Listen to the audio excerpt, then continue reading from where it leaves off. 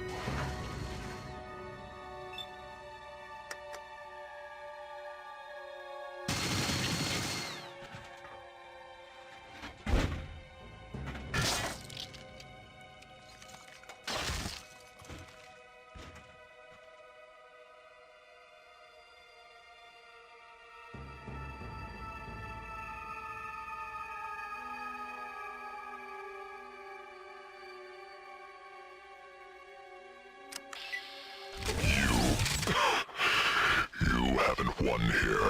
You and your muty bastard friends are gonna join me in a big ol' mushroom cloud send-off. I just triggered the self-destruct. The work will go on. You didn't do nothing here except seal your own death warrants. Duty. Honor. Courage. Semper Fi.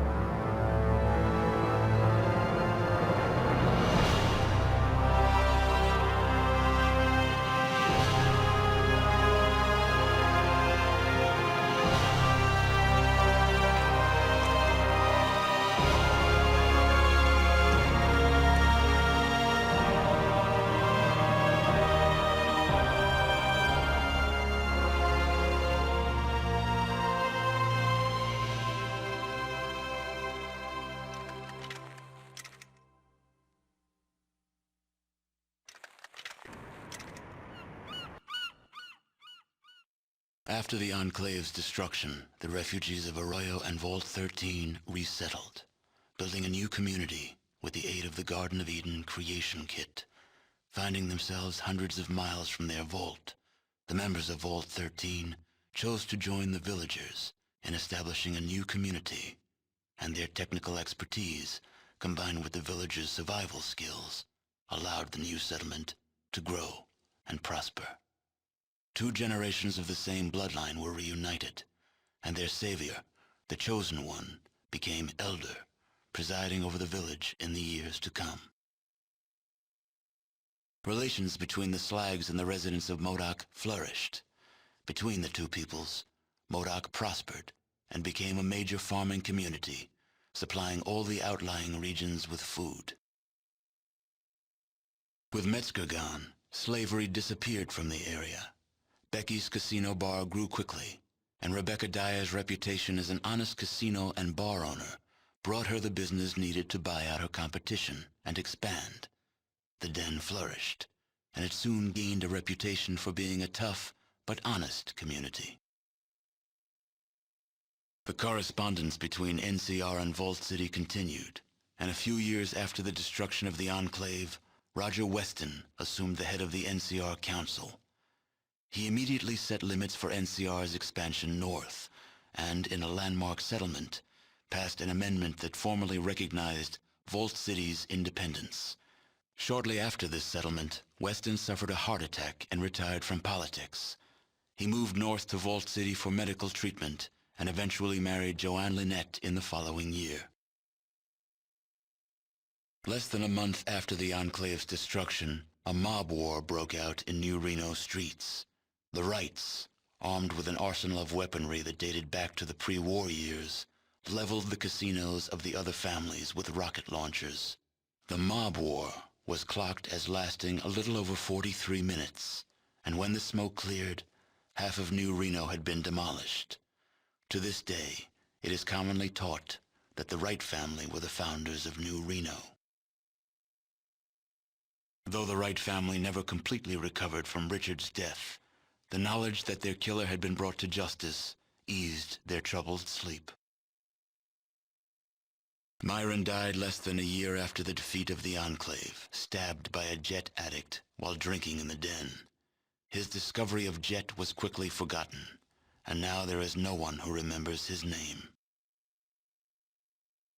Optimizing Gecko's reactor created a power surplus in Gecko.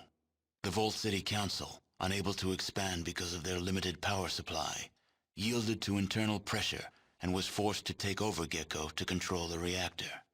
The peaceful ghouls of Gecko became slaves and spent the rest of their lives serving Vault City. Several years after buying the excavator chip from the Chosen One, Marge LaBarge was able to purchase and control both the Morning Star and the newly opened Cocoa-Weef mines. Marge was an easy choice for mayor, and using her new political power, she made Redding join the growing New California Republic in return for a seat in the NCR's Hall of Congress. With the destruction of the conspiracy to destroy the mutants, Broken Hills began to thrive. Then, the uranium ran out. The city, having lost its sole reason for existing, slowly dispersed. The residents carried their riches with them, leaving the place a windswept, desolate ghost town. A few holdouts remained, attempting to eke out a pathetic existence, but eventually, they too disappeared. Your help with Vault 15 launched the New California Republic's push to civilize its neighbors. Though there were many more obstacles to overcome, the NCR now had a foothold into the northern wastes. With the support of the New California Republic, the Vault 15 squatters soon became self-sufficient and productive members of society. By eliminating the death clause of Vault 13, you banished yet another species of the realms of extinction, proving once again that genocide is a viable solution to any problem. The Shi flourished, creating a botanical scourge on the radiation surrounding their beloved town. Though this vine could not grow in other soils, the Shi took care to nourish it in their lands. They continued to grow in strength and prominence, forming the basis of a new empire. As for the tanker vagrants, well, as vagrants do, they drifted on.